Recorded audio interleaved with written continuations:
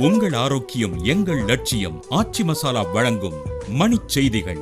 இணைந்து வழங்குபவர்கள் அரசன் சோப். ரொம்ப நல்ல சோப்.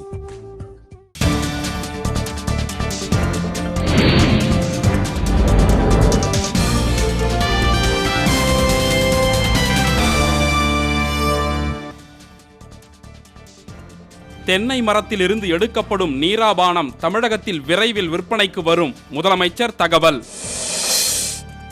கொடநாடு கொலை வழக்கில் காவல்துறையினர் தீவிர விசாரணை மேற்கொள்ள மருத்துவர் ராமதாஸ் வலியுறுத்தல்.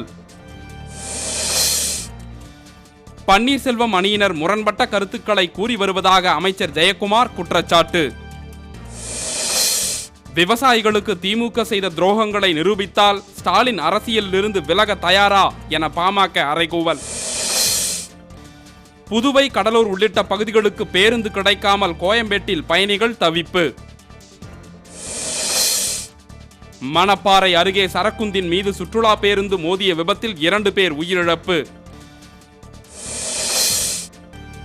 வடசென்னை அனல் மின் நிலையத்தில் ஏற்பட்ட பழுது சரி செய்யப்பட்டு மின் உற்பத்தி மீண்டும் தொடக்கம். திருவண்ணாமலை மாவட்டத்தில் 2000 முகாம்கள் மூலம் 2.5 லட்சம் குழந்தைகளுக்கு போலியோ சொட்டு மருந்து. சென்னை செங்குன்றம் சாலையில் கேட்பாரற்று நின்று கொண்டிருந்த மகிழுந்தில் 100 கிலோ கஞ்சா பறிமுதல். நாகையில் மழை வேண்டி மீனாயதாட்சி அம்மனுக்கு சிறப்பு வழிபாடு மற்றும் மழை கடவுளுக்கு குடமுழுக்கு.